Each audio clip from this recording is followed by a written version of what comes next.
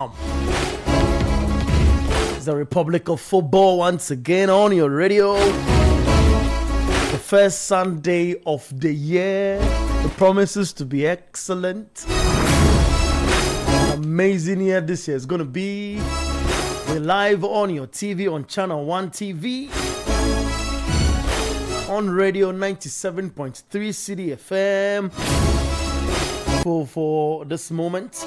And to you for joining us. There's a lot to talk about. On this show, we describe every activity that's happening in Europe. We try to paint the picture clearer and get you in tune to love your club the more. There's fire on the mountain at Chelsea. Maybe I should say there's fire.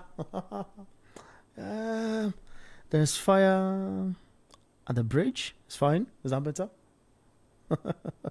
You're welcome. Come down. You're welcome. Thank you. It's great. It's good to have you here. Yeah. Happy New Year. Yeah, Happy New Year. Yeah, so Happy New Year. Yeah, also Happy New Year to our listeners and those watching us on YouTube and also on TV. Happy New Year. Fantastic. There are a number of games happening. We start from the English Premier League because it's Leeds playing 1-1 with Manchester United. And interestingly, Leeds opened the goal scoring, and then it was Cunha who scored to bring the game to level. So they scored on the 62nd minute mark, and Cunha equalized on the 65th minute mark. Well, it's been excellent, a performance from both sides. Both sides attacking, making the game quite entertaining at the Ellen Road.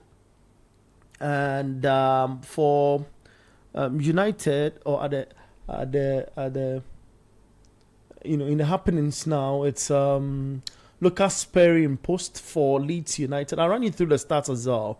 And Sebastian on the right in the back three system. Leeds have functioned. They functioned 3-5-2 formation. Xhaka and Pascal at the back. Then there's Justin Aronson who got the goal. Elia, Stash, Goodmont, Dominic Calvin-Lewin, and Noah Okafor.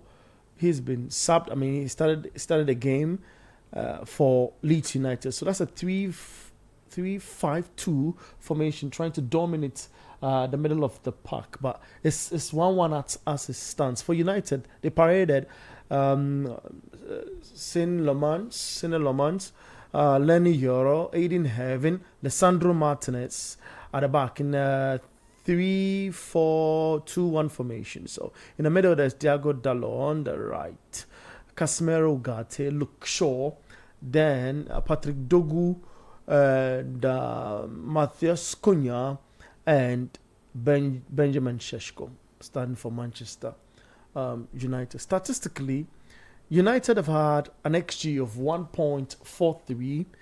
They have also managed to have more possession in the game, 55-45 for Leeds United, and have hit 2 shots on target.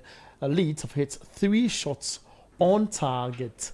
So that's the latest from that space. Now I'll leave the rest for the guys to delve into it and try to break it down the more. It's not only Kwabena who's in the studio. There's also Sedinam Edmond with me here in the studios, and he's been calm for a minute. It's not really a calm gentleman, like I want to put it, but he's been calm for a second. So that's it. So let me take the opportunity then to also run you through the next round of games that will be happening at 3 p.m. It's Everton up against Brentford. We'll talk about that as well. Fulham versus Liverpool. We'll have a bit on that. Tottenham Hotspur up against Sunderland. We'll do justice to that. Then the big game for today, Manchester City up against Chelsea. we'll talk about whatever that is that's transpired at Chelsea and the build-up and all. Sabea in La Liga playing against Levante. Levante leading by a goal to the Real Madrid versus Real Betis later at 3:15. At 5:30 is Deportivo Alaves up against Real Oviedo. Mallorca will be taking on Girona later at 5:30. And Real Sociedad up against Atletico Madrid at 8 p.m. In Italian Serie A, Lazio were defeated by Napoli, beating them by 2-0. That game had a bit of drama. We'll get to talk about it. Lazio received a red card in that game. And let me leave it at that. We'll get to talk more about that game. I mean, about the Italian Serie A and all of that. Fiorentina, Cremonese, 0-0. Hellas Verona, Torino will be happening later at 5 p.m. There's Inter versus Bologna as well. And in the French Ligue 1, Marseille 0, Nantes 1, Brest up against Auxerre will be happening at 4:15. There's Le Havre up against Angers as well, which will be happening. Lorient versus Metz will be happening. Paris Saint-Germain versus Paris FC will be happening at 7:45 for the Italian Serie A. Then we'll get to talk about the African Cup of Nations, the round of 16 of the African Cup of Nations as well. Morocco at 4 p.m. we're taking on Tanzania. And South Africa up against Cameroon. You're welcome. It's going to be an exciting show. This is 97.3 on your screens. We are also live on your TV, on Channel 1 TV, and across all our other social media platforms as well. So you are welcome. This is the Republic of Football. Get the show started, and I am Bernard Abeko. I want to know where you're doing the texting from and your name as well. You can WhatsApp us on 0539 986 996 0539 986 996 0539 986 996. Guys, you're welcome. Thank you. I didn't want to say thank you again. Oh, I wanted to say thank you. Thank you. Now, Manchester United statistically seem to be, doing the right things in this game, with the exception of the goals, which should happen. The coach, prior to coming into this game, had complained of, learning to defend proper. I feel in their defensive foot, if you look at the number of shots on target against United, I see them defend well, in this particular game. But there's still a problem in front of goal, isn't it? Do you share same sentiment?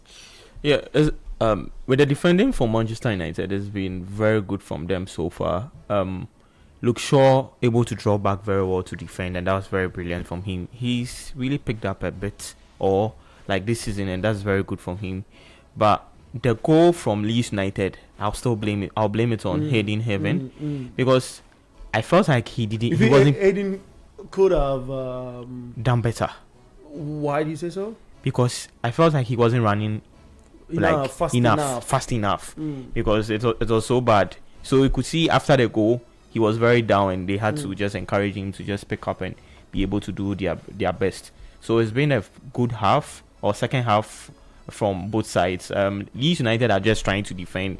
They are just working on counter-attacks and trying to break the United back line. But it's very difficult for Leeds United in this game, because United are preventing them from doing that, and that's very brilliant. Lisandro Martinez for Manchester United is also able to stop all those break line passes from Leeds United, and that's very brilliant from him. He's one player that, when he has a very good form, he's able to attack. Wow. The keeper was just watching. When he's able to, when he's in his game, he's able to play very well. He's able to defend very well, able to control the back line for Manchester United. So when he came back from injury for Manchester United, I was so happy for him, because he's a very brilliant player, a very brilliant one also for Argentina. So he's really going to help both Argentina and Manchester United. From the also from Leeds United, as I said. From the Leeds United perspective, you want to talk? Okay. I just feel like they are just doing their best to, as I said, to just play on counter attacks, but it's not working. Manchester United are just. What would you think is the direct opposite Leeds should do? Because you speak of, them trying to build from somewhere and it's not working. What do you think should be the next alternative? I just feel like they should be able to possess the ball very well, because it feels like Manchester United is able to attack them or able to press them very well when they get the ball. Like from their defense line able to the Manchester United half, United are able to press them very well, and that's something that is preventing them from getting some chances and other things. They are playing home, so the home support will be there, so they want to try their best to at least get some chances in the game, but United are just preventing them from doing that. But for United's side, I just feel like they have to be very clinical when you go to the goal line of what's the name, Leeds United, because Shesko had a chance in the second half, and that was so bad from him, because as a striker, I think he's had 2 chances. Yes, as a striker, there are some chances you need to bury. Look at what Cunha did. Cunha did a fantastic run, a good assist from Zegzi. Cunha was able to just give a very good one, and it was a brilliant goal from him. So that's so good. So for Shesko, that's the same thing we want to see from him. The way Cunha is able to do those things, that's the same way we expect Shesko to do. But he is really struggling a bit, which is like sometimes you have to understand it, because one, this is a league that he's very new to, and he's coming from the German league. The high intensity in the German league is not the same thing. The high intensity, in the English Premier League, it's not the same thing in the Bundesliga. So he has to really, sometimes some of the players, they have to really get time before they'll be able to play very well. But as a striker, there are some chances you need to bury them in the net, and that's what I'm not getting from Shesko. So it's been a brilliant one. If the game ends in a draw, I'll not be surprised, because both sides are just trying their best to be able to pick up 1 point in this game. United have done 81% in terms of pass accuracy, around in the game. I know you are a guy who loves stats as well. Do you think that it does not really matter in this game, because from what you've watched, you think the opening is there for Leeds to steal this one, especially looking at their records too at their home ground coming into this fixture? Well, hold on a little for me. No, so he hit his body. It hits his leg. His leg, and it hit his body. Cunha's hand. So what was the call? No, corner kick. That was from the referee. Yeah, it's supposed to be a corner kick. Yeah, it's supposed to be a corner kick. Be a penalty. No circumstance be a penalty. It doesn't qualify. What the ball went into his body before yes. Yeah, so he ricocheted off his leg and then hit his hand and then went out for a corner. Okay. So that's the corner you have it, and there's nobody attacking. So the ball is off the area, and we'll see. I think about Manchester that. United are living dangerously. United have lived dangerously for a minute in this second half. Yeah. You asked me, but what's your thought on the game? I mean, but I would say you asked the question about the Absolutely. passing accuracy. They having above 80% accuracy of passes in this game. I want to tell you something, and everybody listening something. okay. I'm a lover of statistics. I know. You understand? I know. But some statistics can come. You don't as, support. Right? It's not I don't support. Can come up as a result of balls going sideways. Mm-hmm. Do you understand? Yeah, United are not making penetrative passes. that's true.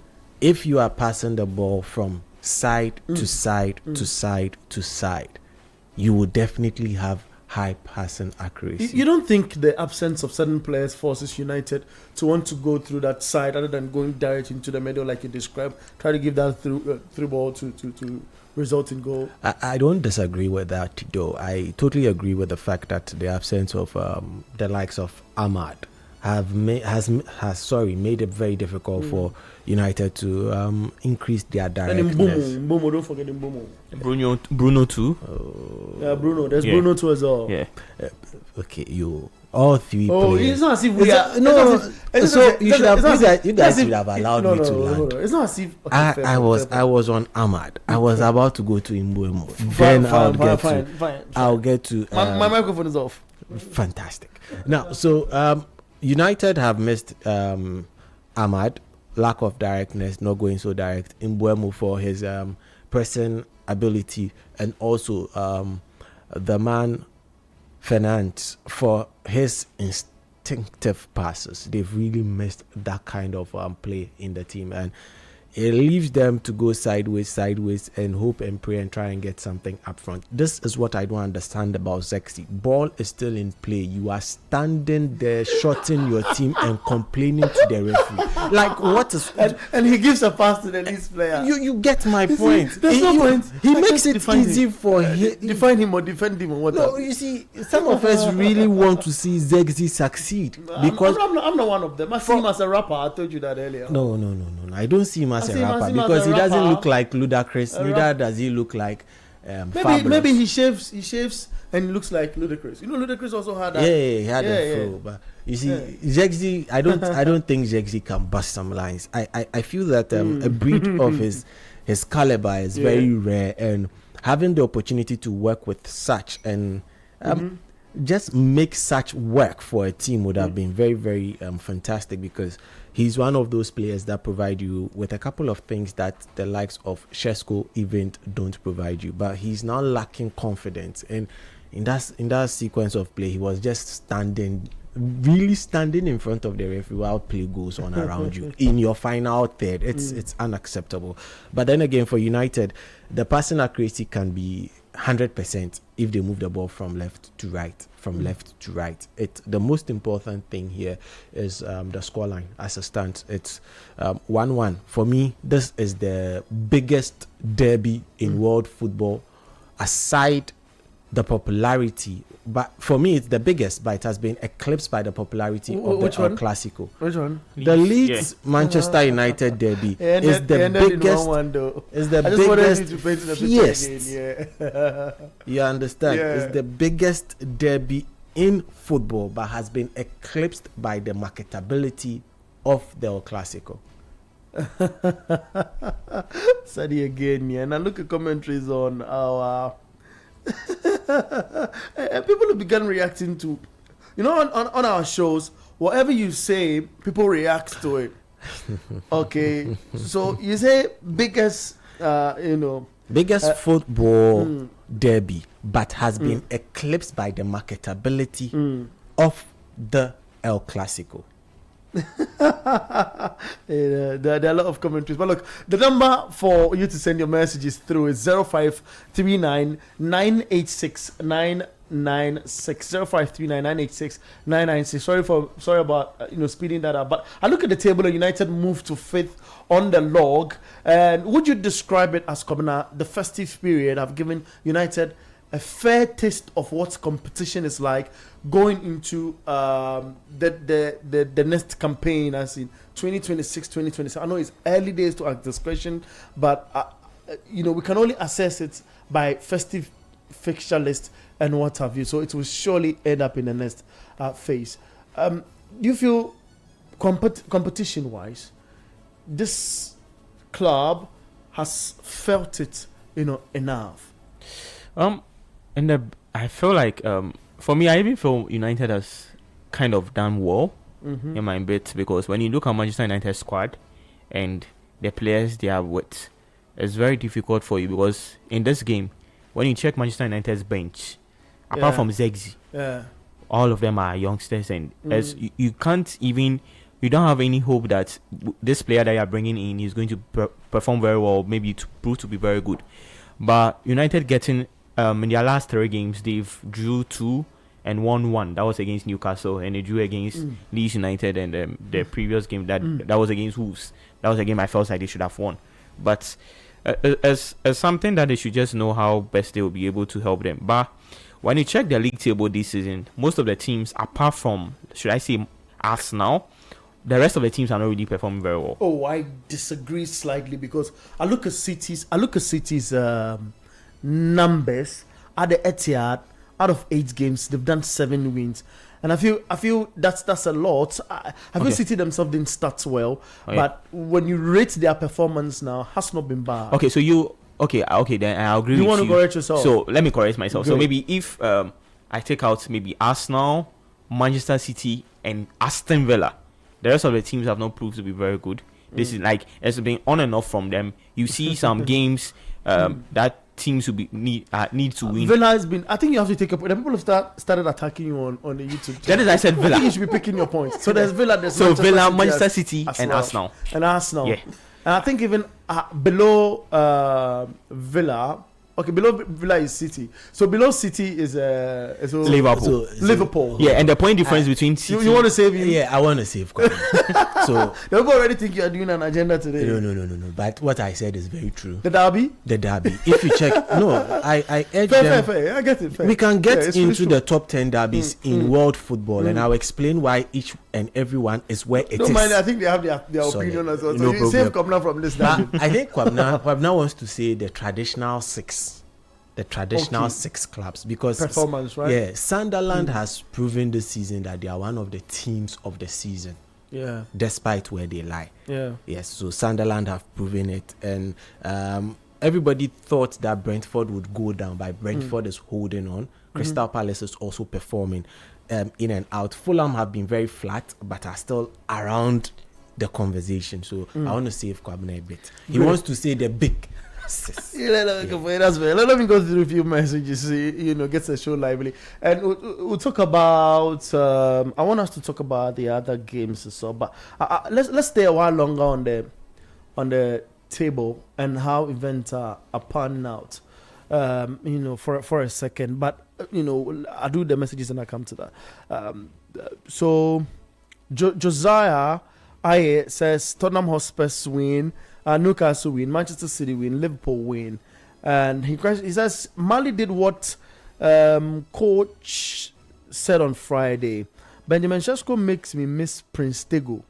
That's old funny videos sent in a guy. His name is old funny videos. Jaing Beshi. You miss Prince Tego too? Yeah, Jaing Beshi. What does that mean? That's the one you people have. Dangulation. That's corrupted to be Dangbelation. It's Jaing Beshi. Just okay. Buffem. Oh, okay. Oh, I see. That's nice. Good to learn every day. Okay. Sweet Kwame, I see your message. Salute. South Africa will qualify today. Josiah says that. Ryan Brent says United don't have an excuse to not pick up the 3 points. Well, they just picked the points though. Race. Ray. Okay, the name is Ray. So Race Brent comes in again and says, "Dear Congo will score Algeria and win the AFCON." We'll be there. We'll talk about the AFCON too. So he comes back and says, "You're saying Tunisia would win slightly. Guess what? Mali won." Okay. Okay. All right. Okay. So Sweet Kwame says, "Sadi they like agenda too much." Agenda too much. Don't do this. We are in 2026. He adds. Okay, you want us to talk about the City game? We'll do that as well. Ray, Brent, and says Sesko all day inside, but you guys won't talk about him. Oh yeah. The one who was talking about the guy with the hair. What's his name? Seski. Yeah. I think Sesko too. No, you see. Nimli. You're the same member. No, you see. It was Nimli who introduced the Sesko's exiting. No, you and see, then all of a sudden, these guys, can't play football again. Just a word on Sesko. Look, we have seen strikers come from the German league and be terrible. Yeah. We've seen attackers come and be good. Sesko at this point in time, after 20 games, is staring the barrel down the face as one of the players who is struggling to fit into the system, whilst the coach is also struggling to make the system suit him. So both of them are lost. Oh my word. When Sesko was signed, I remember some of the comments online. Oh, acrobatic Sesko. Oh, Kung Fu Sesko. Yeah. Japanese Wing Chun this is what you do there. The boys see you are on a mission. No, that was what they were mentioning and saying about Sesko. They were saying all sorts of acrobatics and hey, obetu, obey for right now, ground pass, ground tapping. That's good. Yeah, his strength. The only thing he does better in football is to hold on, hold play. They give him the ball, he tries to, calm it down and observe somebody's run and lay a pass. Oh, that one, Jexi does this. You know what I'm saying? No, it's actually I'm talking about. I'm talking about Shesko. No, Shesko. Me, I want to remember. Shesko, he's a finished guy. I just want to bring memories of 2025 when Manchester United lost at Grimsby. You should have watched that game and watched Shesko. Fair. Can I read my message? Can I continue? Lord have mercy. Come now, don't worry. Why we the City fans know we are not at our standards, so it's okay. Don't mention it too much. Brent says Josiah comes in again and says, "Well, okay, same message. He says he thinks they are going to win." Martin Donu Kobla says, "I'm a City fan, but I still don't understand Semenyo coming to City." Wow, maybe we'll have to. Prince Tego, the acrobatic striker. That's it, Kwame. Kwame is having fun. Oh, okay. Is that? Hey, Kwame said there's no difference between Sheshko and you. Says no. I think I'm getting it. Says, please, we are talking about United Sheshko, not his former club. Kwame, I agree. That's from Brent. Brent, I agree. Okay, Kwame rather indicated there's no difference between Sheshko and Gyökeres. Is that true? Pardon? Oh no. Okay. So, on the face of the pink sheet, let me just pull the stat up quickly. Yeah. Sheshko, I think, has scored about just 2 or so goals in the EPL this season. I am just trying to pull that up quickly. So Sheshko this season has scored twice back to back, and back to back. Yeah, Sheshko. Yeah. He scored it. Yeah, he scored against Sunderland, and then he scored against Brentford. Correct. Brentford. And aside that, the rest has left a lot to be desired. Oh, but I'll pick Gyökeres over Sheshko. That is where I was coming to. So I want to back it. Okay, so Gyökeres. Gyökeres has scored more than 2. Okay. Me, mine is not even about the goal scoring, but no, but a striker's primary role in the game is to get goals. Okay. Yeah. And apart from that is why Dilap was sang. We'll come to the Chelsea. Today there's a lot actually to talk about. Dilap, we don't have to even talk about in him. 2 hours. Hold on. Felix from Nungwa says, "Good afternoon, Abeku. Why do you guys end the show early on Saturdays as compared to Sundays?" And it wasn't like that when the show started at the beginning of the season. Happy New Year to all. No, it's because we are on the festive break, so we have schedule for working. So the Shiny Brothers worked the other week, and we're also in this week. So when we resume full programming, I say we'll get back into the 3 hour, the 2 to 5 we do, and when in some cases there are bigger games, then we follow the game to the end, especially games that start like 4:30 dash or 4. Good morning. Hey, who are you? Are you somewhere else or something? Good morning. All right, fine. Good afternoon. We respond here. This is Nana Kweku watching from Saskatchewan. Is it Saskatchewan? Okay, Saskatchewan. Hopefully Manchester City do us a favor and beat Chelsea today. Can watch Arsenal run away with the league, or maybe they can watch Arsenal run away with the league. He wants to say. Any more messages? 0539 986 996 0539 986 996. So we appreciate your message all the way from Saskatchewan. That's crazy. Let's talk a bit about Arsenal, and we shift back into today's game. So for yesterday, Aston Villa beat Nottingham Forest by 3-1. Brighton beat Burnley by 2-0. Wolves beat West Ham United by 3-0. And Bournemouth lost to Arsenal by 3-2. Please, you can't call now. You cannot call. Just send a message. Okay, a WhatsApp message does the whole trick on 0539 986 996. I can see some. I hear some calling. This is not the time. Okay, thank you. So, as now it was Gabriel who, comes in, scores and leaks a goal or so. But for Rice, he got a brace. As now, have they convinced you guys enough that we are in January, the first game of the month, and Arsenal is still dominating, staying consistent, and for fact are on top of this all-important, most competitive Premier League table, plus leading and opening the gap to up onto about 6 points, and could make it a possible opening of 5. So Chelsea fetch a draw against Manchester City as the Etihad coming up. Do you know why I'm laughing? No. Say it just laughing. I want to find out why. So I'm laughing because about 2 to 3 seasons ago, when Arsenal placed second and City won the league, City won the league around March. Yeah. When they played against Arsenal, and City beat Arsenal at the Etihad Stadium. Hala scored that goal. I remember so. It was like 3-1 victory for City. Yeah. And it was that same circumstances that Arsenal were leading December, able to take care of things like what they are doing now. They are, for Arsenal, the only maybe difference you compare that season. We are playing 38 games. We left with 18. The only difference that you compare that season to this season is because Arsenal has the squad depth this season.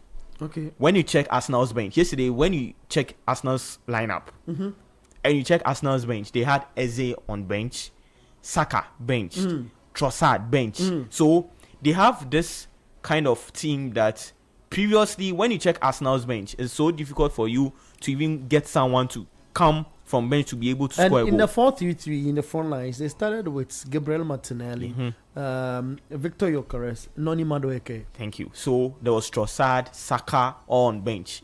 So they were all introduced in the second half. So that was so brilliant from Arsenal, because this time around the squad depth is something that we need to really applaud them for that.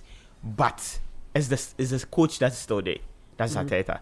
So we just hope he has learned from those mistakes he did previous seasons. Don't you think you've been a little harsh on Arsenal because they let one of their midfield orchestras away in Thomas Partey, but Mikel seemed to have bridged that gap with Zubimendi, with Zubimendi and the other guys who play in the midfield, switch from a 4-2-3-1 formation directly into a 4-3-3. Yeah, and still fetching result. And we don't even seem to see that gaping hole, if you want, in the setup. Yeah, for that, that's very true, and that's brilliant from Arteta. He has been able to change formation and be able to do things so right at Arsenal, and that's brilliant. As a coach, you should have a plan B, and that is what he's doing, and very brilliant from him. That formation has even made the likes of Declan Rice was playing so well last season, but this season he has improved very well. It's like, should I say one of the best? I don't want to put best. He's one of the best midfielders even in the world right now, because he's best CM. Best CM, yes, I'll agree. Okay. Best CM in the world. Okay. Yes. Because Declan Rice is proving to be very good. He's able. There's a new thing that has added to his game. Now able to score goals, able to tackle very well, able to give accurate passes, and that's so brilliant from him. And for that, I have to applaud Arteta for doing that. He's on the left wing,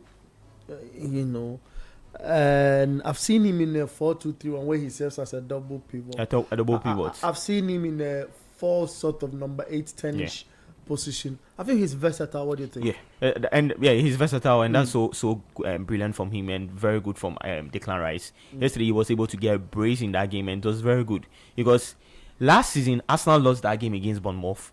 The way the mistake came in from Gabriel, you might think, Arsenal were going to just draw back to know how best, but quickly in the next 5 to 6 minutes they equalized, and that was so brilliant from them. And that was when they were able to get 3-1. When it was even 3-2, Arsenal were still able to defend very well, and that's so brilliant from them. Fantastic. They are able to control and make things so well. So it's been brilliant from Arsenal this season. I just hope they don't draw back or step back around match, and let's see what give them their flowers now. They are doing the right thing. For now, they are doing so well. Arteta is doing so well. And all of that. So 0539 986 996 0539 986 996 on our WhatsApp console. What's your take on Arsenal before we run through the confirmed 11 for the Liverpool game? We're going to talk about the other games as well.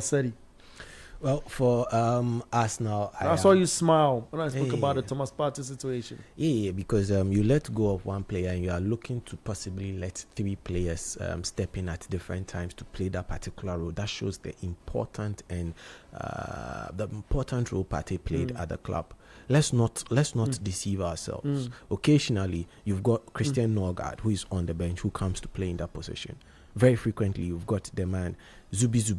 I call him Zubi Zub. Zubi Zubi Zub. Where are you? I am here at Arsenal now. Let me go to YouTube. You might have message.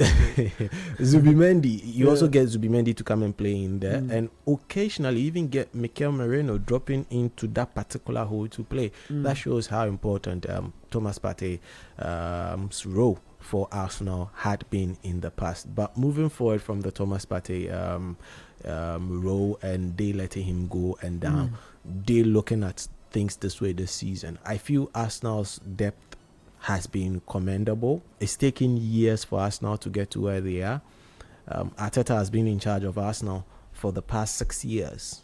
We've just gone past 6 years. Yeah, we just have a little more days to it. And I feel this league, this season, is theirs to lose.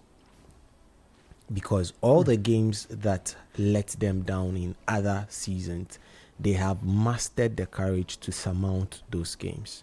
One of the most difficult games that Arsenal has been playing in recent times is against Aston Villa.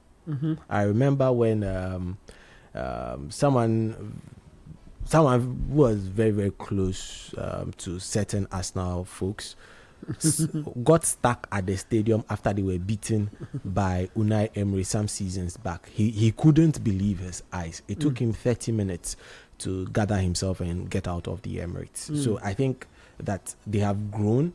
They've shown maturity. Yeah. They've shown that they can not only get goals from set pieces, they've also shown that despite they get goals from set pieces, they can actually also sort of defend against them well. That shows that they have literally grown in leaps and bounds. Now we want to see how their mental fortitude is. It's that part that they need. Yeah, that's the part for the next. Because it is that which games. won City, that repeated number of trophies. I mean that was the right word to use. Consecutive, right? Yeah. City gave City that opportunity. To win more. So if Arsenal are able to produce that magic, he also slots in well to paint the picture that look, this is a team that has arrived and all of that. But quickly, before you come in, because there's a lot, so I was just trying to power stuff. Man City are coming. Arsenal need to show mental fortitude. Man City are coming. Arsenal have won. Arsenal have at 8. No. 6 points. Let me explain the 6 points to you. Arsenal have played 20 games. City have played 19. City's game against Chelsea. Pack those buy and sell people somewhere. Pack them somewhere. Chelsea is buy and sell people. Pack them somewhere. Yeah, teams are playing football.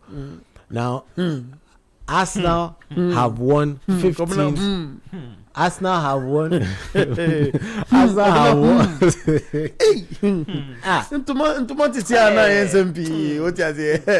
A team whose biggest achievement in 2025 was standing on the podium of Donald Trump. You go to Arsenal. I have a reason for not starting with the Manchester City or Chelsea. Yeah, let him do Arsenal. Arsenal. So please, let's stay in check. We have the AFCON to talk about. Just one sentence on Arsenal. Yes. Arsenal have played 20. They have won 15. Yeah. Now City have played 19, have won 13. So should Arsenal fall just one weekend, then the conversation changes again. That's why I'm saying their mental fortitude needs to be right up there. And I'll say Arteta has been really brilliant at mixing and matching and then just trying to keep everybody happy. He needs to continue for the entirety of the season. Hold on, I want to see what the Manchester United manager is talking about. Give me a second. if you play so well during 90 minutes, you have a mistakes that can happen with Aiden or with Harry Maguire. That is really experienced. That things are going to happen. If you look at the game, we have chances to score the second one to win the game, and nobody would be talking about the goal of Leeds. With so many of your creative players missing for various reasons, how much did you need Mateus Cunha to deliver today? Yeah, not just him. I think Josh played well the 20 minutes that he played. Ben connects really well the game today. I think Ugarte is playing better. Ugarte is showing that he has more to give, and I'm really pleased for Ugarte. So if these guys play well, we have always the chance to win the game. You said that Xerxes did well when he came on. Does that show that he needs to stay at United? It needs everyone needs to focus on United. This is one of the best clubs in the world. If you are here and focus on the different club, something is wrong with you, but that's okay. You said that you don't expect there to be any change to the squad this January in terms of ingoings and outgoings. Is there room for a conversation with the hierarchy for that to change? Just focus on the game. Let's prepare with the players that we have. I expect to have some minutes of Bruno, Mason Mount, maybe. So we'll see. So we have more too with the quality that they have. So they are players ready to help us. Bruno and Mason for the next game. We'll see. Thanks, Ruben. Thank you. As a Manchester United manager, Ruben Amorim, I have a strange feeling. I'm not trying to take the Arsenal conversation off. I want us to finish on the Arsenal conversation. Were you done? Oh yeah, I was. Great. I told you one sentence, and that was my sentence. That's fine. Congratulations to the Gunners. I love what I'm seeing this season, and I know it's their season, like you indicate. To what? To lose. Fair point. Mr. Kwakofi, you'd have to forgive me, yeah? He understands. Edward Kwakofi is letting us see stuff live on TV and on YouTube as well. Do you feel this manager, there's been a meeting where he feels frustrated and wants to give up? Who? Amorim, yeah. From what he says. He's that guy. Some less than 12 months ago, he was like, I'm not changing my stance. It's not about the system. The system is there. We need players. We need players who can play the system. And they know that. The top hierarchy club know that. Everybody knows it. And we've spoken about it. And that's his manner. I mean, I'm trying to paint him. Now he comes before the media. They ask him the same question. The January transfer is open. Do you think it's prudent we talk about new arrivals and all of you? And he goes like, I want to see this guy play. I want to see that guy play. I can't wait to have them back. Do you think there's something cooking behind the scenes? I asked this question because of the Chelsea situation. Yes, that's what I was about to go to. I feel like that's the same thing that is happening at Manchester United. Because maybe Amorim is of the view that when he checks his players right now, they are not a lot of, should I say in quote, a lot of quality players. Because when you check his bench today, you can't, apart from Zexi that will come into and give the assist, there's no other player on bench that he can do something. So I'm sure he has listed some kind of players or players that he wants, but management are not willing to do that. But when he checks things, he sees that when those players don't come, he's really going to struggle. And as a coach, if he's not able to get the materials that he wants, and he's not performing very well, the same fans who doesn't care about whether this player is there or not, the same fans will just be on you and just tell you that you, the coach, you are not performing very well. So I just feel like the same thing might happen, because now I've noticed that when managers see that their hierarchy or their managers or the club owners doesn't want to mind them when they talk about transfers or this, they mostly just try their best to just ignore them. And maybe if they have to resign, they resign without any compensation package. Then they do that, like what Maresca did. Maresca requested for defenders. No one mind him, and he felt like no one is. He requested for one defender. Okay, no, so him say defenders. Fair. I know the Chelsea discussions get you a little. What's the word? Is it agitated or something? Is that the word? But you know, for the United example you cite here, on the bench it looks funny. That's Aite Bayandir, the United best assistant goalkeeper. Fair. Tara Malasia. Malatia should have won comeback award of the year. Tyler Fredrickson, Jake Fletcher, the son of Darren Fletcher. They are twins. No, Tyler is there. Jake is there. So the twins. And they are wearing 38 and 39. Charlie. Just number. So, you know,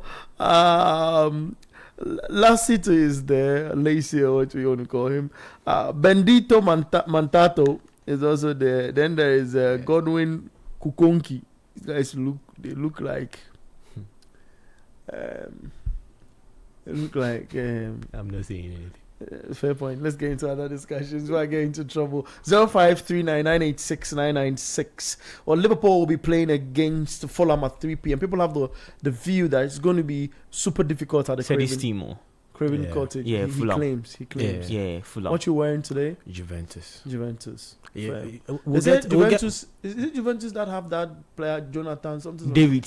Yesterday, what he did there? Calm down. Calm down. Calm down. Fair point. You see, there's a reason why Yildiz is the best player at Juventus this season, and not that expensive signing of the summer, Jonathan David, who I had clamored for to join an EPL team, because far back to when Mbappe was in the League 1 and getting the golden boot, guess who was coming second each and every time? Jonah. I bet Jonah was constantly scoring. You know what I mean? And I was here clamoring for him to leave Lille and join the likes of Donkomi FC, aka Chelsea. We'll come to that. You've had reactions on He should go and join other people in the EPL. Not knowing he wanted to finish his contract and go and join the old ladies and do what he's doing. I'm very disappointed. You're not confusing me to get into the Italian Serie. I want to talk about Liverpool. Kekes and McAllister, Gakpo all start over Robertson, Frimpong and Ekitike. Who's put a muscle? So for Liverpool, there've been changes. Alisson is imposed. Conor Bradley on the right hand side in defense. Konate, Van Dijk in the middle. Then there's Milos Kekes on the left hand side. In a 4-2-3-1 formation, Curtis Jones and Ryan Gravenberch in the middle. And there's Dominic Szoboszlai, Alexis McAllister, and Florian Wirtz on the other side. There's Cody Gakpo, who is also starting leading the attack. Ben Leno, the former Arsenal goalkeeper, is in post for Fulham. 3-4-2-1 formation. Issa Diop in the setup as well. Joachim Anderson and George Cuenca in defense. Castine, Sasa Lukic, Tom, and Robinson in the middle four. There's Harry Wilson and Emil Smith-Rowe, a player I've loved so much, on his return, or if you want, his move to Fulham after playing his streets at Emirates for a minute. Raul Jimenez leads the attack in, as I indicated earlier, 3-4-3, so an expanded 3-4-2-1 formation. Liverpool, is that Liverpool has the Chelsea problem saved Liverpool? Oh no, you see, that is why I said he. You see, that is why I said he saved me about the top 6 teams. Yeah. Not performing very well. Yeah. And Liverpool is one team, because Liverpool are proving to be very bad this season. When you check Liverpool's front line, that is. How do you describe a team as bad in a campaign? But if you go and buy players close to $500 million, and another one has spent a little over $1 billion, you people are playing your own Countess ball games. You are not bad. I don't know. I'm just asking questions. You are not bad. I'm here for the people. Look, there are a number of questions on our YouTube. No, chat. That's what I'm also at. You are not bad. I don't know. I'm just finding out. You have spent close to $500 million, bringing in all sorts of players. and then another person has spent 200 million on buying a center. No, 250 million on buying people for the middle. Some of who are closer to the physio stable than the game. And these two teams are nowhere punching for the trophy. They are trying to struggle for who will get into Europe, and they are not bad. Wow. But can you check if Ugo Ekitike is injured or? Yeah, that's what I told you he pulled a muscle. A muscle. Yeah. Oh, okay. So he's out. Hey. No, because there is why I'm asking that because now Liverpool are really in some kind of crisis that their attacking line is so bad that it's very difficult for them to get a very perfect one. We saw the game against Leeds United last Thursday. They weren't able to even get the ball and even control the ball very well. Let's listen to Daniel Fark. Let's listen to Daniel. Conditions, this moment of the season is unbelievable tough in terms of energy, in terms of rotation and all that stuff. Unfortunately for us, with the absence the other two players last week, Kenny Tete and Josh King, plus all the others, is very tough for us to rotate. We wanted to rotate probably more to give more energy with more fresh players. We decided to change 3. So that's Marco Silva. Daniel Farka drew with Manchester United. I mean, reading stuff, his name, just in my mind. Let's listen to Liverpool manager Arne Slot. He had to play more minutes than he did before, and sometimes overloading a player, playing him more than he's used to, can lead to a risk of an injury. And now he's picked up a hamstring injury, which we expect not to be very bad, but it was not possible for him to play today. So that's Liverpool's manager Arne Slot as well, describing why Igor Ekitike is not in the setup. Earlier on, it was Marco Silva of Fulham. What was Come on, say something. Yeah. So when you check Liverpool's lineup, it's shocking to me because why? And Slot, I just want to know, what has Federico Chiesa done to you? Because this is a chance that's fine. Ekitike is not getting some. He's injured. So getting a player to come in, Chiesa could have done that job for you. Maybe he just doesn't like his play. Sometimes he's not just. But yeah, you can get him results, but your play, the BM. So we are told kickoff is delayed by 15 minutes in the Fulham Liverpool game. Oh, okay.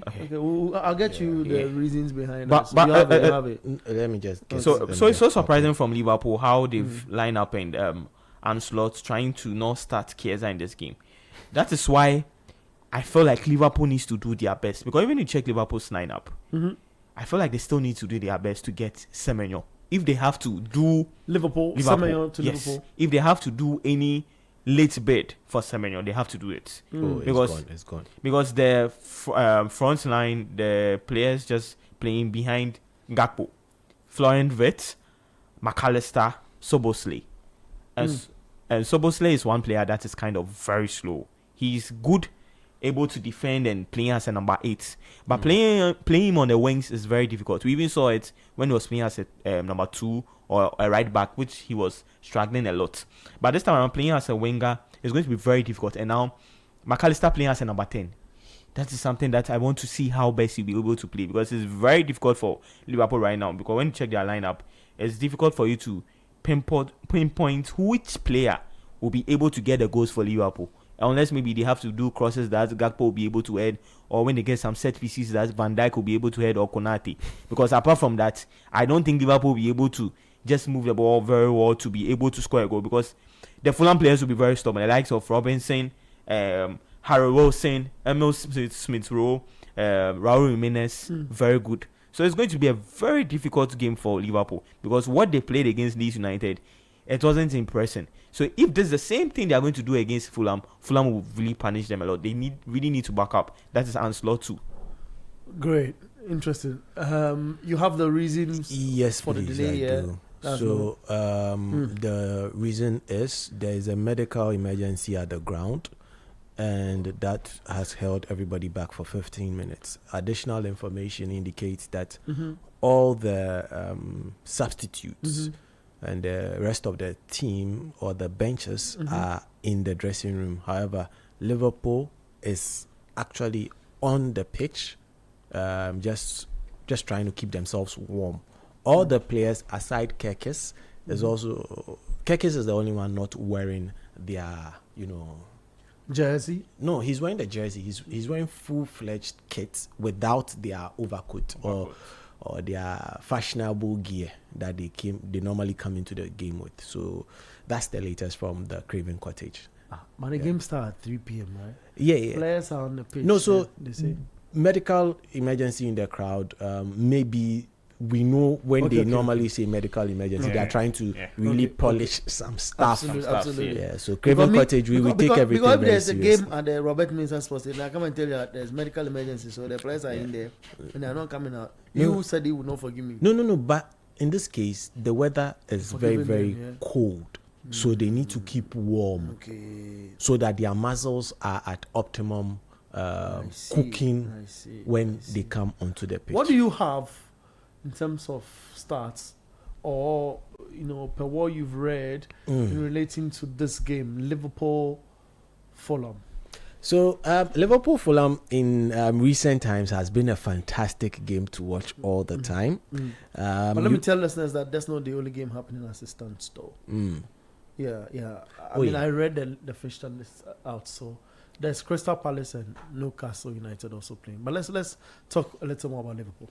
So with Liverpool Fulham, this is one game that normally produces a lot of goals. Both sides are constantly scoring. In the last game, last season that they played, Fulham got the better of, or the last time in this encounter, Fulham got the better of Liverpool by 3-2.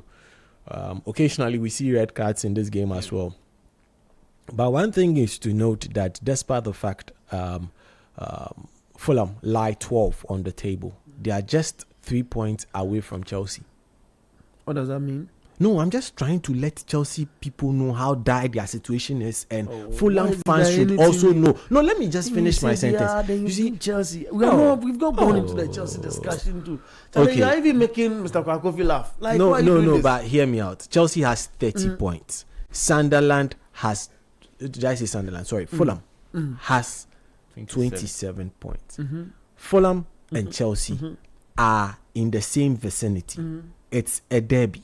So just like in the past, Arsenal used to rejoice because they placed above Spurs as the goal in their season, or they play the entire season, they just want to place above Spurs. Same thing applies to Fulham this season. Fulham want to place above Chelsea. So if they are 3 points away from them and they are meeting a very familiar opponent that they enjoy playing, it just means that there is a lot to this game than normally it would be. But then again, directly to the game, the lineups show that Fulham really want to cause some damage to Liverpool. Emil Smith-Rowe might be the flashiest of name in that particular attacking third for Fulham, but please watch out for Harry Wilson, because if anything really hurtful would come from this Fulham attack, it will be from the man Harry Wilson. And I want to see how Liverpool's defense will be able to deal with him when he wants to and starts making those runs behind them, because he's quite quick, he's agile, and he really knows how to finish off a chance. There's Spurs, Sunderland 0-0, Everton, Brentford as well 0-0. And we're waiting for 3:15 to update you on what we're picking from the Fulham Liverpool game. And meanwhile, Wisa nearly scored for Newcastle United, but for the goalkeeper, the Palace goalkeeper, Palace has been in some how do I better put it, constructive form, if you want to put it, this past few games. So I feel it's fair also. We go for a break. We'll return back in studio. I'll read your messages.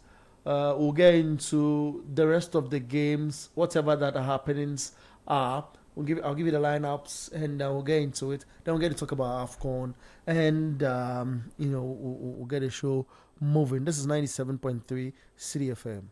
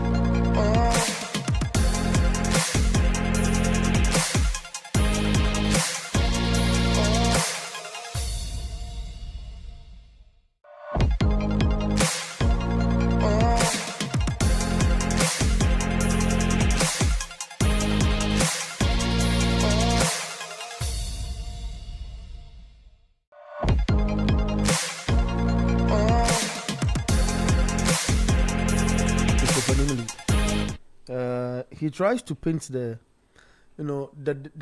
argument you put raise here in studio with Ben Zegzi, I say Ben Zegzi, Benjamin Sesko, and Victor Gyökeres, and their contribution. And he raised the fact he agrees Sesko should have scored from that Luke Shaw pass. Yeah. He agrees. But he believes the Premier League is super difficult. So for a player who didn't have pre-season activities, it's always going to be difficult. And he cites a perfect example in Isak. Even though Isak has played this league before, not having that all-important pre-season with Liverpool seemed to have jeopardized his That's true. his movement a little. But I'll come back to you guys for us to talk a little more. The Liverpool game is starting now. About to start, I should say, but the players are already on the field. Although it's 3:10, we'll get to explain more. Said he's looking that out. Slimsy says, we the Aston Villa fans know this is our year, and we hope that tonight Chelsea gets a draw, so the race will be between us and the bottling agency. I didn't say that too. Fine, it's Slimsy who's saying it. Bottling agency. Wow. Yeah. Hello and good afternoon. My name is Enoch from Takrady. Thank you guys for this afternoon's sports show. And to add to Arsenal's praises by just saying we, the supporters of this club from other leagues, are in support. Okay, so we, the supporters from the other leagues, are in support of Arsenal. If they don't win the league, okay, I think he used a certain sensitive word. I say you'll be surprised. I think what he wants to say with this squad that Arsenal currently possess. 0539986996 is your WhatsApp line. So the superstar too is in his corner, shining brother one. Yeah, he's in his corner somewhere, and he's sending me videos whilst we are on radio. Maybe today it's not shiny. He has applied powder. I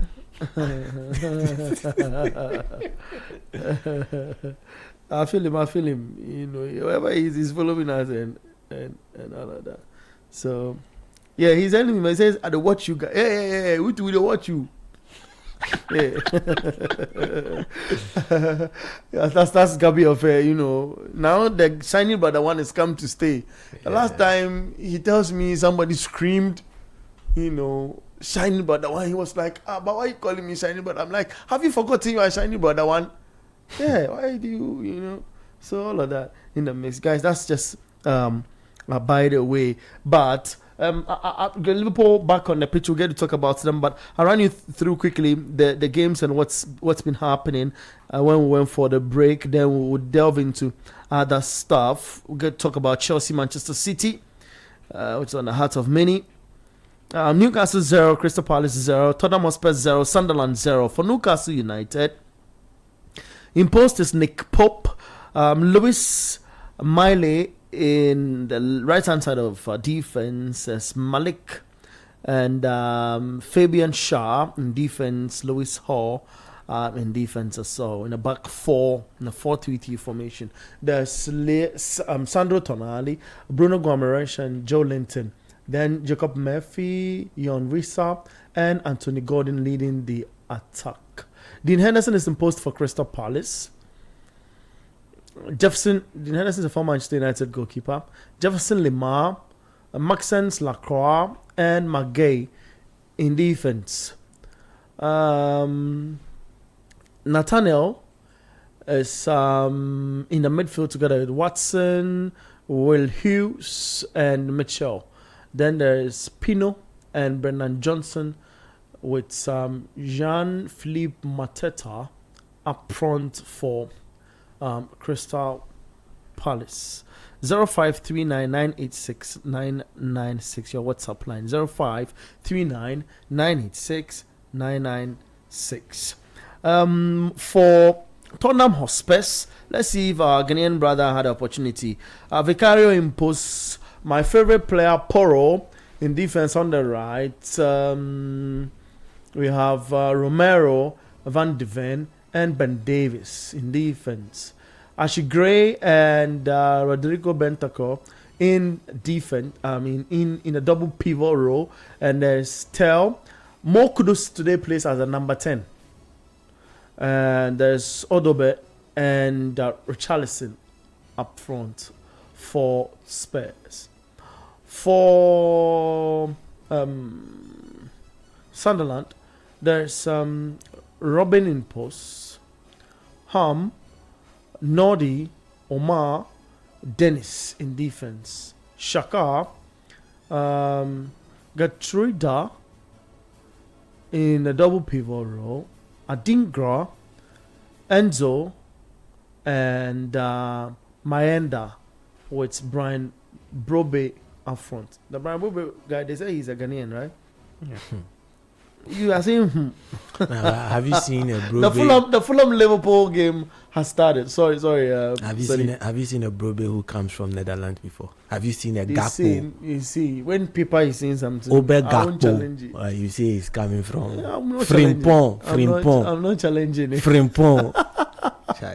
Well, Manchester City, Chelsea will be happening later. We'll get to talk about Chelsea and Manchester City shortly. In La Liga, the games have not started as well. So Levante finished the game by beating Sevilla by 3-0. The game between Fiorentino and Cremonese is also still ongoing. 50 minutes 0-0 in Italian Serie A. And Nantes still leading Marseille by 1-0 at 50th minutes in the French Ligue 1. Games which are currently happening. Let's talk about the Manchester City Chelsea game. Here, I want guys to be factual. Don't be emotional. The guys on YouTube, as well, if you're a Chelsea fan, I see guys already signed. But that's fine. So I want you to be factual. Put the emotions aside. Let's help this football club. Guys, a lot has are they helping themselves that we should help them? Mr. Question. No. He said let's help the football club, but they are not helping themselves.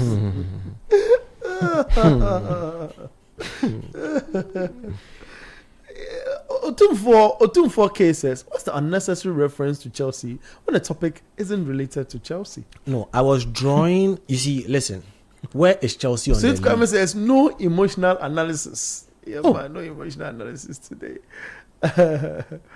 Where should I begin from? Komna. Why is Kwabena pointing? No problem. I love the way things are panning out. No problem. I love it. Start with Sedi for me. They said what? I was intentionally bringing Chelsea into it. Now you come to ask me a question pertaining to Chelsea. Yes, please. This will be fun. Let me read Christian's message. Christian Kakari says, "Hi guys, how can a club known for winning trophies changes drastically to a business club buying average players, hoping they excel, and then sell them, go for average players again, and then sell them? This is an insult to the Chelsea fans." He includes himself. Mr. Todd should quickly, with immediate effect, leave our club for us and focus on his business. We are tired of, I've said this mannerisms, your microphone is on. We are tired of his business ideas, sinking the club day by day. Chelsea is not a club for business people. He adds. Go. You see, Newcastle. Yeah, that Emmanuel here, my technical guy, helping me with the message. He's celebrating Newcastle's goal. Yeah. Guys, Newcastle United up by a goal against Crystal Palace. It's 18 minutes into the game. And who scored? Is it Wissa? Gordon. Yeah. Anthony scored. But Wissa gave the assist. Yeah, so that's fantastic. Change of hairstyle. Got him. Yeah. Let me pick the last message. Then I'll come back to you guys. Good afternoon, guys. These Chelsea owners are not serious. Maresca is managing James's injury, Palmer's injury, Fofane's injury, no Levi Cowell, and you expect the coach to perform magic? These are arguably his best players. The manager requested for an experienced defender and proper striker, and you brought him Dilap. The squad is young, and you can't play Champions League and EPL with the same players. We love Maresca, and we wish him all the best wherever he goes. Galolo Sabashi inside Amasaman says, hello guys, Chelsea FC, you are so bad. Hey. They had to change the stadium's Wi-Fi password to hope you do better next season. Ouch. Yes. That's the end. That's the end of the message. Is that the end of the message? Okay, great. 0539 986 996. 0539 986 996. I brought this in because that's the cry of our Chelsea fans. So, Kobina, pause a little. Drink some water. I've relaxed, crap. That's fantastic. I'm relaxed. Discussions like that. I want to have Mr. Krakovi also in the studio. Because it's Mr. Krakovi who gives me hope. You know, he gives me hope that this Chelsea thing is the real thing, like the real deal. The project. You know, yeah. The project. I think the goal has been chopped off. It's been chopped off. The Newcastle Offside. goal for offside. They said Wessel was offside. Okay, so VAR. Which part of his ruled that. body? His body. Watch it.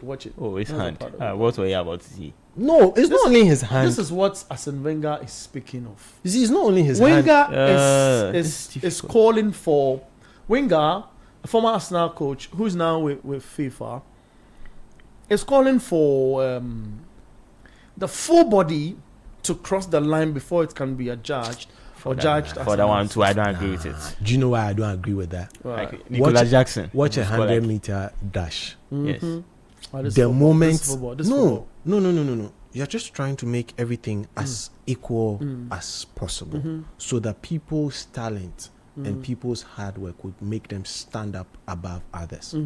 So in bringing that equality, we all need to have the same starting line. Okay. That's why I personally don't agree with it. 100-meter dash, we are all running. We've got different abilities, but we've all got to start at the same time and just leave the blocks at the same time. Any other thing is disqualification, hence it's an offside. What's happening at Chelsea?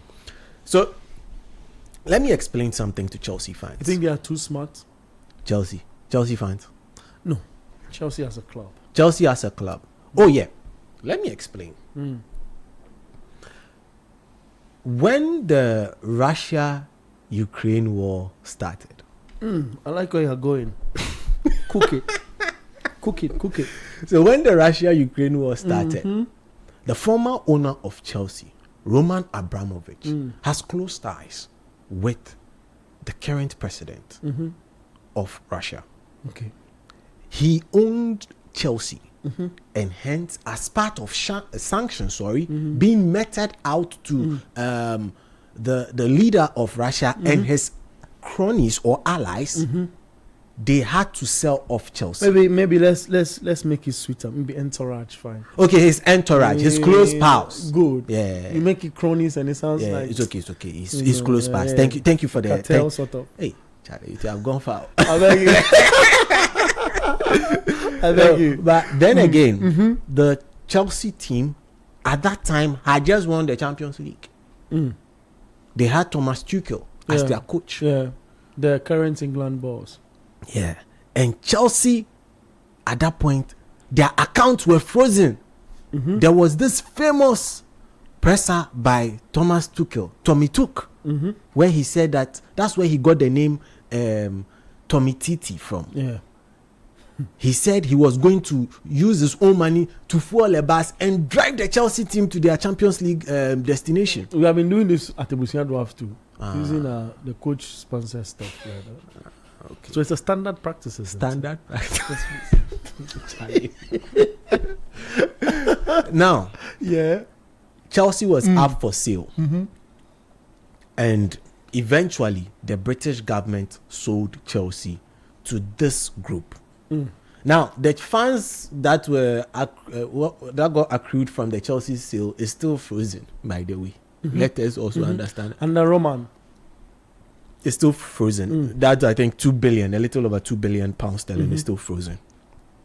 Now, Bedard Egbali, and I like how, Kwakofi put it on our YouTube. So guys watching on YouTube and on TV, he says, what on earth is happening? No, what on earth is going on at Chelsea? Yeah. So to know what is going on, we need to just a step back. And then we are seeing AC or Chelsea. Yes, please, so go ahead. Wonderful. So when the British government auctioned or sold Chelsea or oversaw the sale of Chelsea and transfer of Chelsea assets from Chelsea, from Roman Abramovich to Bedard Egbali and his Blue Coal Group. Remember the name I'm mentioning, Bedard Egbali. I'm not mentioning Todd Bowley. Why? Because Bedard Egbali and his Clear Lake Capital own over 60%. That looks like a majority shareholding of the entire Chelsea Blue Coal company. Todd Bowley, 0.8% shares in it. That limits your say, though, you ask me. Exactly. Now, after they came in, they decided to make Todd Bowley their face. Why? Because Todd Bowley has other investments in sports. Todd Bowley has a stake in the LA Lakers. Yeah, LeBron James Lakers. He has a stake in it. That's huge. He also has a stake in LA Dodgers, who are the World Series champions 2 seasons in a row.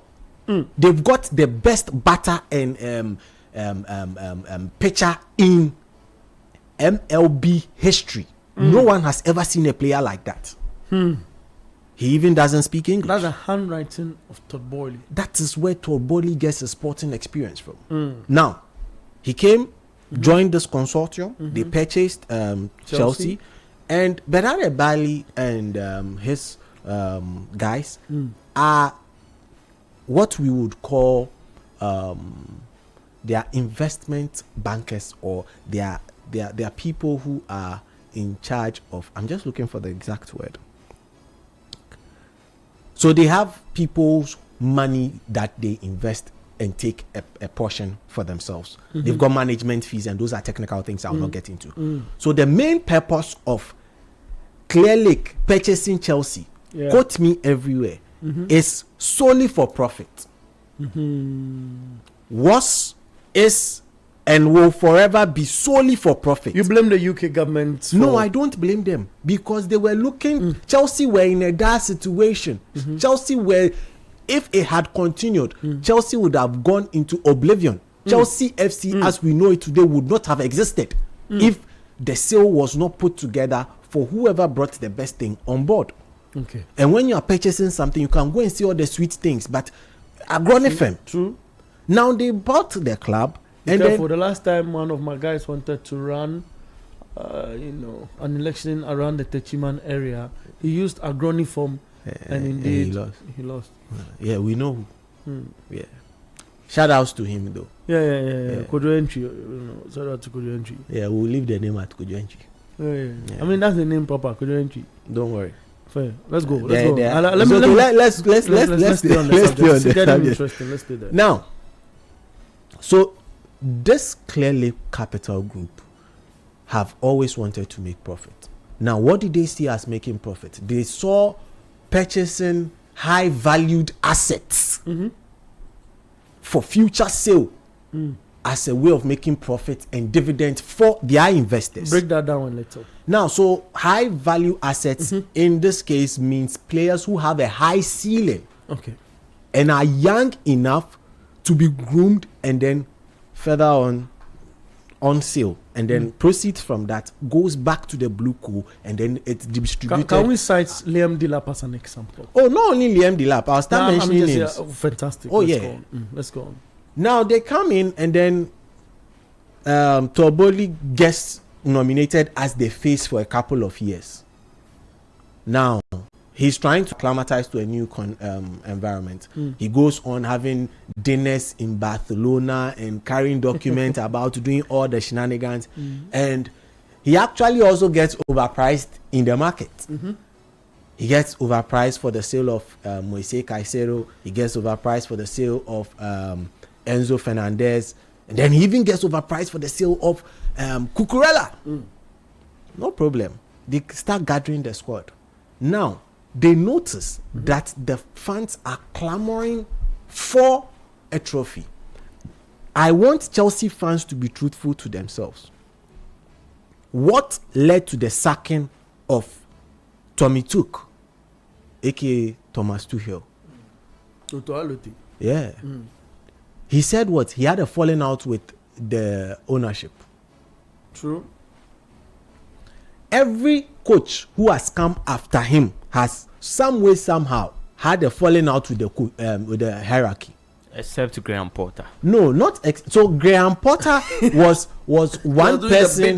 He was doing their bidding. That's where I'm coming to. Yeah. He was the only person doing their bidding. Yes. So all they ever want is someone who would do their bidding. Yeah. There are sometimes they don't want to play certain players because they believe that keeping the player off the pitch would not help him encounter any injury, so that when they want to sell him, they will sell him boko. And which matters that? Don't Keeping the player on the pitch will of course increase the player's value. No, but the player has shown that he can play. Okay. The player has shown that the quality is there. He has exhibited it.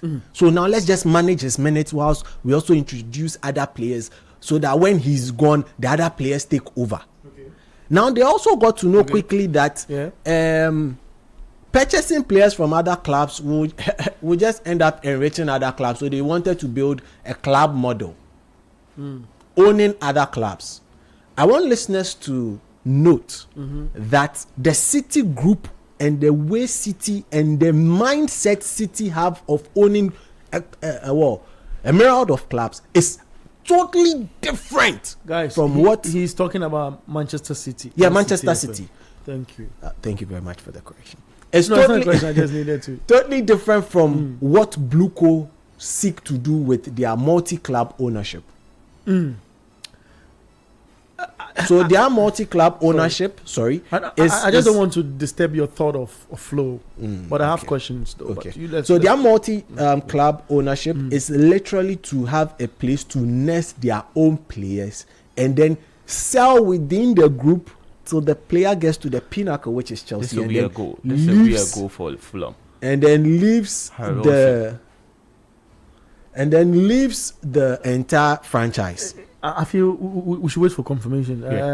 So Fulham just got to go. Sorry. I love the argument you built. Now I'll let you proceed. I realized that the guys have stopped typing on YouTube because they are listening. Yeah, they are listening very well to the happenings. It's disallowed. Let's move on. The goal is disallowed. Fulham 0, Liverpool 0. Yeah, that's the next gem we are about to sell from the club. Go back to the Blueco stuff. Let's continue with Blueco. So they saw that the best thing to do for them and make more money is creating a system where they are constantly selling players within their own ecosystem that they have created. Is that what Manchester City is doing? No. Okay. Manchester City and the whole Etihad group, why they own a lot of clubs is totally different from this. Ask yourself, how many players do they rotate among their own Etihad group? No, I don't it's a goal. Harry Wilson. It's a goal. Fantastic. Yeah, I knew it was a goal. Yeah. Fantastic. You Reverend remember? Is it Kobna? No, it is Prophet Sedi. Prophet. I mentioned his name. Sorry, then today I'm not fighting you guys. Thank you. Let's continue. Fair point. Let's go. So City, tell me, how many players have City transferred inside their group or bought and sold in their group? Let's mention Savinho, who came in from Girona, which is obviously owned by the Etihad group. Aside him, who?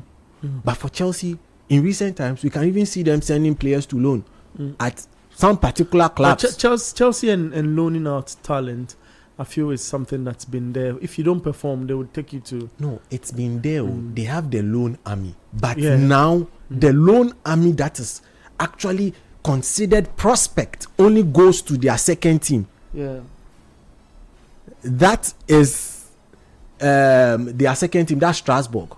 Now, in recent times, they have been looking for a manager who will do their bidding. Maresca requested for a defender after Cowell got injured very early in the season. He did not get a defender. What was he saying? What was his stance in the presses after that? He constantly maintained that we would manage and see what we can do. We would manage and see what we can do. For a club to have spent over $1 billion. Sorry for cutting, but even that instances, they even told Maresca that they had two players. That's Mamadou Sarr and the player who Chelsea loaned to Borussia Dortmund. I've forgotten his name. The youngster. Is it Ansimiliano? Yeah. Yes. So they told him that those two players are there, so at least they can do what Cole was doing at Chelsea. Now, quickly. So far, again, once you're a coach, you don't do according to their bidding. You fall out with them, and then you're sacked. Let me ask Chelsea. It happened to Mauricio Pochettino. Not only Pochettino. Yeah. To Thomas too, it happened. Tommy took. It happened. Yeah. Happened to Pochettino. Now Maresca says he has walked away. They are trying to blame Maresca for having chats with City. Come on, that was you. They said this in his contract that if he dares talk to any, not dares, but if he speaks to any other club, the club's hierarchy should be informed. No problem. But you gave him the room to do that. Yes, and he did that. You gave him the room to do that. Let's not sit in Ghana and then tickle ourselves and laugh. Now, Maresca just wanted one player to come in to help with his defense. Now we hear peddling of lies that he did not turn up for the presser because he had tummy ache. It's a lie. It's an absolute lie. Yeah. I've read absolute lies. In as much as Chelsea is not the only team that sells players, let me ask you this question. Blue Co, I dare them to show us a balance sheet that indicates they have made profits since they took over the club and have been doing this. They are buying high asset players and then selling for profit. So far, no Blue Co owner can tell me that they have made a profit from this their model that they want to do. And also, I know a lot of people would not be able to remember this, but cast your mind back to why the League Air is the League Air today. It is because of companies like Clear Lake, who are venture capitalists. So they buy teams with the sole purpose of making a profit. Now, Chelsea fans are used to winning stuff. The ownership now believes in a project. You tell how many people support teams that you constantly have the sporting directors who are two.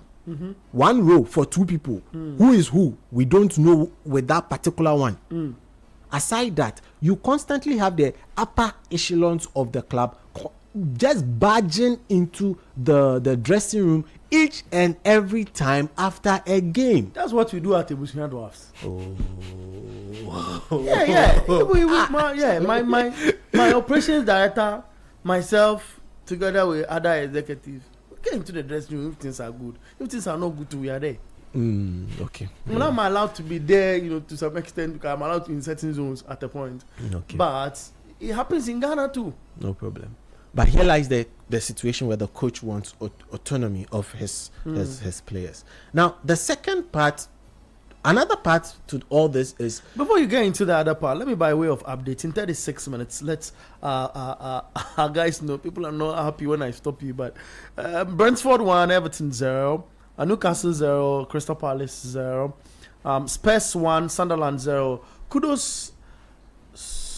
We have to wait for the medics to confirm what's happening. But he's got an injury, so he's off. He's out of the game. 39 minutes. Kudos has been subbed. Fulham 1, Liverpool 0. Later, 5:30, Manchester City, Chelsea. The issue we'll discuss on Chelsea, we'll try and blend it. When Sadi finishes his discussion, I only find out. So would Chelsea win against City? And that's it. So you're building a point, and I want you to... Now, quick update from the Crystal Palace game as well. Lemar has gone off for concussion, and he has been replaced. Okay. Now, just quickly on... to wrap it up. Wrap up for me. Chelsea's... You have some messages here. Chelsea's problem now too is they've created a lot of autonomy for the various... medical department? Not only medical department. Various departments. For instance... No one knows exactly what the role of their two sporting directors are. Who is who and who is doing what? Nobody knows. Number two, the medical department's voice now supersedes that of the technical department, which for me I've never seen in any club. Because once a player walks to me and tells me that okay, I feel like playing. Then the medical team tells me that no, I cannot play him. How does that build a connection between myself and more of the team where I am supposed to believe in the player? Chelsea's problem is very simple. Their ownership. And I want people to understand that. Don't be shocked that instead of Toboli finding investors to completely take over the club, Toboli leaves Chelsea. Don't be shocked, because it is. If he gives out his 12.8% shares and leave the club, because now his face is the one that's being rubbished all around. Fair point. He doesn't get that with the Lakers. He doesn't get that with the LA Dodgers. So why should he continue this with Chelsea? It's a very nice experiment. It did not work here. There are clubs available for sale in Europe. You can go start somewhere else. Let's pick some few messages. I'll come to you, Kobna. Sweet Kwame says he knows Chelsea more than Chelsea fans. He adds a laughing emoji too. Yeah. What's the background information about Chelsea's takeover really about? Because that's what has gotten them here. Is Chelsea the only club that sells players? No. I can answer for you, no. He says, I think Otum 4K says he understands Chelsea anyway. So let me switch to the messages on our WhatsApp console. Slimzy says, but Chelsea are smart though. They are using the trophies they somehow managed to win. Please don't do this, they won it. To hide the big crisis in their camp. Well, yeah. Galolo says, now diagnosing Chelsea's problem. I would say Chelsea's issue is they are buying players like pizza, but expecting a salad result. I don't know what you mean by that, but it says, serious though, they need a solid midfield engine and killer instinct up front.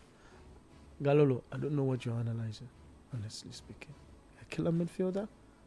Do you know Caicedo's amount? His price? His market value? Good afternoon, guys. KK from Kumasi. I agree with Sedi on a submission on Chelsea's problem. Good afternoon. I'm Hot Babs from Airport. We will make the match tough for City today with our under-21 manager.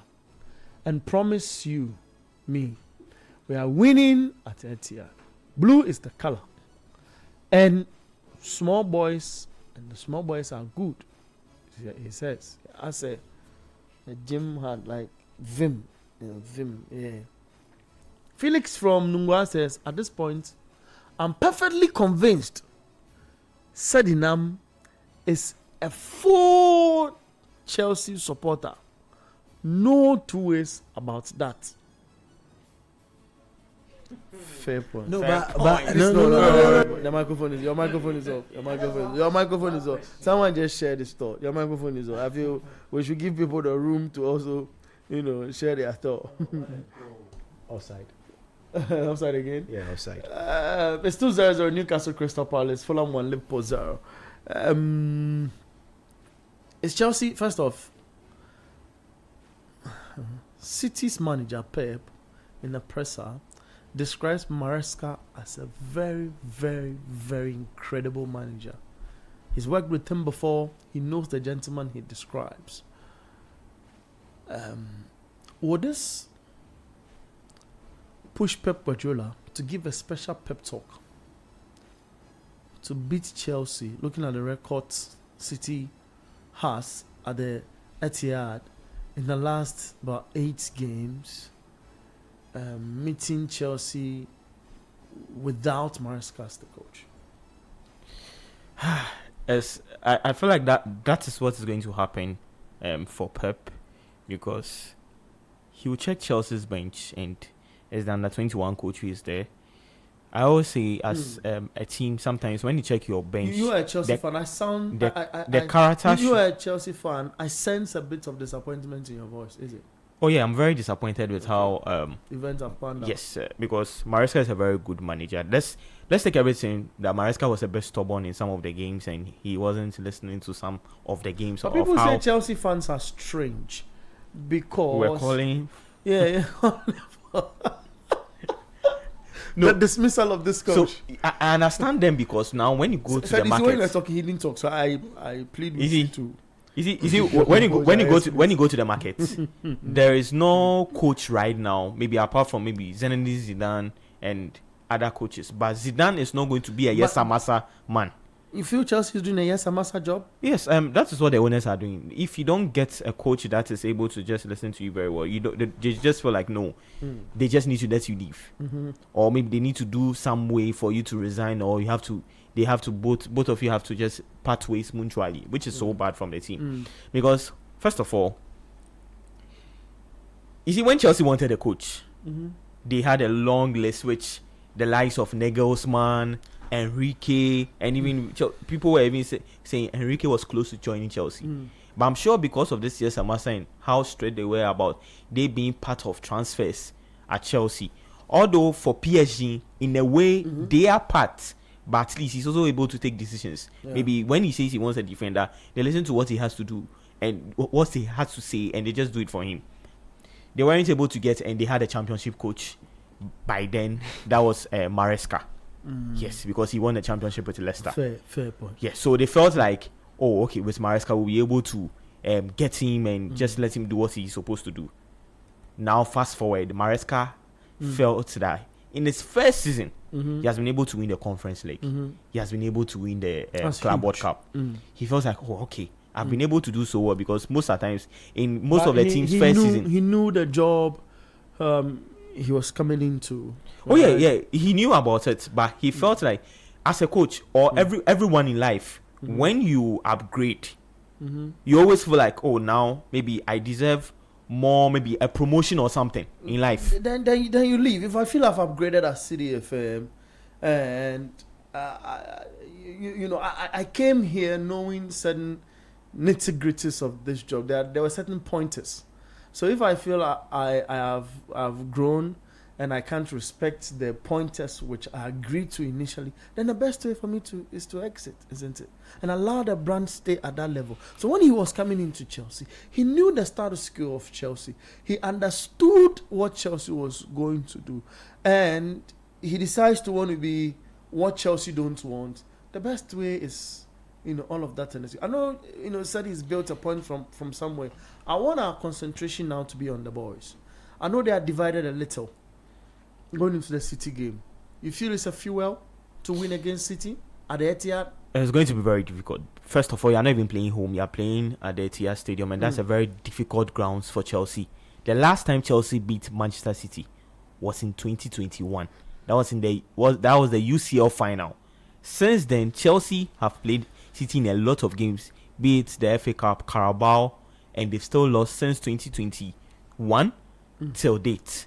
So this is a fixture that Chelsea is very difficult for Chelsea to win, and I just feel like if the players are going to be a bit confused for that one, is going to be very true, and they are now have to work in the past maybe 3 to 4 days, know the system of the under 21 coach to be able to do things. But I'm asking myself, will some of the players really listen to the under 21 coach? Would they listen? I feel like some of them might, some might not. So it has to take the players on the pitch, the leadership of the players on the pitch, to help them. The likes of Rich James and other key players that is supposed to really help the team. But Chelsea are going to miss Caicedo. And that's a very big miss for Chelsea, because this is a player that is able to do things very well. So you ask yourself, which player is going to get the number 6 position, able to play very well? Because first of all, now you don't have a coach. Now you have an interim coach as under 21 coach. Your team is in crisis and not doing so well. And now one of your best players of the season, Caicedo, is no more. He's not in the squad in today's game. So it's going to be very difficult for Chelsea today. I just what's your prediction? City win. Wow, this is for the first time on the show. Oh yeah. You predict against Chelsea. City win. By how many goal margin? For that one, I don't want to tell. The last time, guys who are watching on YouTube, Mr. Kwakofi shares the what you call head-to-head or form of the teams and all of that in that mix. And you check the previous meetings 56 times, and you see, Chelsea stands on an advantage, but in the last about 3 or so games, as Manchester City have beaten Chelsea on a cent count. At least in the last 3 games, City have won twice and had draws, a 1-1 draw, against Chelsea. So it's really the game is really going to be super interesting. You ask me, but I want us to move from there. Let me do a bit of update from that, and I want your prediction, Sadi. What do you predict for that game? Well, Chelsea playing body would like to put out a statement in support of. You support the fans who are going to agitate. I definitely support the fans who are going to agitate. Let me explain why. Yes, please. I want us to close in 10 minutes. Oh no! Just 30 seconds. Let me explain why. As a club, when you see your ownership is not going the way you want it, and you want to protest, everybody has a right to protest under the right circumstances, so they can definitely go ahead to do it. Now, I there was a text that I said, "What they now see I'm a full Chelsea fan." So just wait till issues concerning City comes up, then you know how much I know about City. Wait till that. That nobody can question. No, so one of these days, maybe I need to do the Ineos breakdown and literally even how Ineos was formed and where Ineos is now and why they are even part of point. F1. I don't want you to dwell on that. That's fair point. Fair point. I don't want you to dwell, much on that. No, but I feel Chelsea will just try to play above and beyond themselves today. Depends on who gets the first goal. It might just end up a draw, a scoring draw. I wouldn't be surprised. So, somebody sends me a message. Okay? And I'm the host for the show. And a person sends me a message. The person is in this house. Says, Maza, think about your Manchester United. Oh. Yeah. Anytime you get us, you want to finish us. Why? That's what he's saying. But I mean, I'm just being honest and maybe I know who. Okay, so Pyrofix, he's a photographer in Cape Coast. He says he's listening to the show and he's enjoying it. So that's it. Let's talk about. Let me do an update to talk about the AFCON just a little. Yeah, we'll talk about the AFCON and we move. Okay.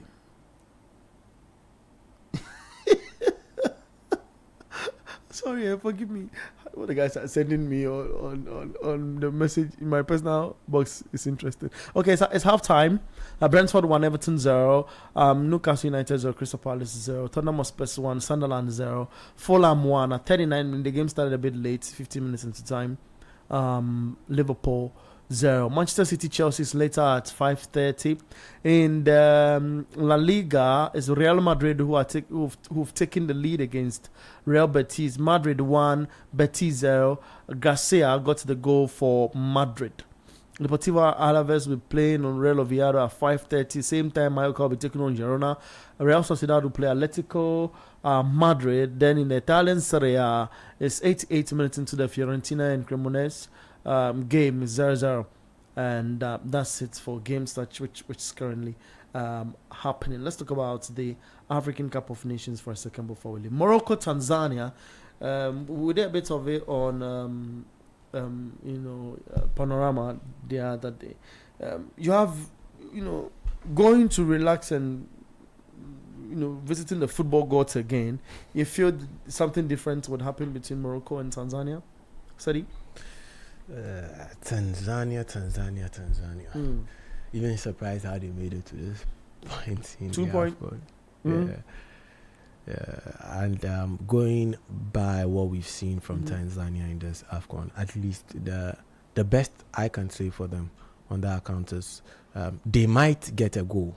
Aside that, I can't assure their safety in this game. They will be beaten by Morocco. It's just straight to the point. No, because in their last 5, they've had 2 draws, 3 losses. Not even the 2 draws and 3 losses. You look at how they lose games in this tournament, and for me, it's worrying. Sure. Look at their game versus Nigeria. At a point in time, I felt that there was a little bit of upper hand, and then they just went to sleep. Don't get me wrong; they at least they know how to make their chances count in front of goal. But it's not all it's not all about scoring goals. It's also about keeping teams shut from scoring. But I don't see Tanzania being able to keep Morocco shut from scoring. Morocco would experience a much bigger task, but not in this round. You have any words on that? I think once he says it in that manner, it finishes it. South Africa, Cameroon, a very big one tonight, and South Africa will just have to take their time to win this game. Sadi, right of Tanzania per their record. South Africa have done 4 wins, lost once. Cameroon have drawn twice, lost once, and won twice in their last 5. Is it saying anything in this game? It's a very difficult one because you don't know the South African team that is going to show up. Hugo Bruce is a very good manager that is doing so well for South Africa, and we don't know which team is really going to show up. For Cameroon, I just feel like they are just going to work on their win against Mozambique. That was their last group game. It's really going to help them if they want to do something in that game against South Africa. It's a very big one that I feel like both teams need to just take their chances. That is South Africa and Cameroon. They need to take their chances and try to get the goal, because when you get the goal, you are able to relax to play very well. But the way the AFCON is going, I just feel like this game might go on extra time and perhaps penalties, and South Africa will just go through. I feel you. I have the same feeling as well. I've listened to South African fans who says they've booked their flight for the quarterfinals. So they have a feel that they're going to beat Morocco. They'll beat Cameroon. So when they win, they'll meet the winner of Morocco, Tanzania, and believe they meet Morocco. In that order. So do you agree? South Africa beating Morocco. No, South Africa beating Cameroon. South Africa beating Cameroon. For me, this Cameroonian team needs to just meet one team that's really disciplined tactically, and I feel South Africa. Am I fair to say you used all your energy on Chelsea? And No. Because the people say they are not hearing you now. No, but for you, South Africa for me have flattered to deceive. Their last AFCON was way better. Their last AFCON showing was way better than this particular AFCON showing, and so far they've just managed to keep their heads above water to scale through to this particular part of the competition. For me, they should not be playing in this tie. For me, that South Africa-Egypt game needs to be revisited. Just like we get the PGMOL coming up with statements after games. CAF and their officiating body need to do same, because there has been horrendous officiating and really sketchy decisions from referees in this tournament thus far. The last one was yesterday's game between Mali and Tunisia. Lord have mercy. Sketchy and pretty outright funny decisions being meted out by the officials. But then again, since we will not be getting such from them, we urge them that as much as possible, they should keep the officiating clean, because if the officiating had been kept clean in that, I just feel South Africa would have beaten Egypt. South Africa would have beaten Egypt. Interesting. It was because that penalty was never a penalty in my opinion. That penalty was never a penalty in my opinion. But hey, the referees again always tend to understand the game better than some of us it's strange who all read the same laws. Yeah. But they say they do the practical test and all of that. So. But going away from the South African Cameroon, it's strange how the Malians have also been able to qualify, because they've played 4 games already. They've not won any of the 4 games, and they've just scored, out of the 4 games, they've just scored 1 open goal. The rest of them penalties, and God being so good to them, they were able to just go through penalties against Tunisia. For the Tunisians are just like the Black Stars of Ghana. They're not the African version. Yes. Oh, it's true. Like, they always try to, because when they started the AFCON, they were able to beat Uganda by 3-0. That was a brilliant game. And since then, that was it.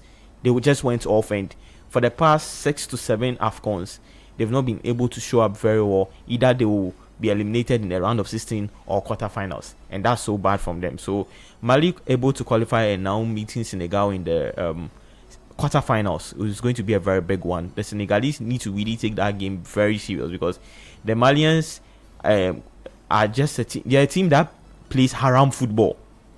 Yes, he plays haram football, so it's going to be very difficult for Senegal if they have to beat them. Okay, you see how Mali is playing the tournament is how I wish at least Ghana could play a qualifier. That's your show, the Republic of Football. You're from Sednam, Edmond, and Kobnamafo as well. Mr. Emmanuel Otu has been here with a lot of great technical assistance. And let me see if some people left their message late. I can do it. There we go. Okay, that's fine. Thank you all, the guys on YouTube, for sticking and staying with us up until this point and making the show an interesting one. We'll meet you, same time next week. We'll discuss a lot of football happening across the globe, and there's a lot more on City 97.3 FM and on Channel 1 TV as well. A lot of sports and content, up for you. Thank you very much for joining us once more. I am Bernard Bakery.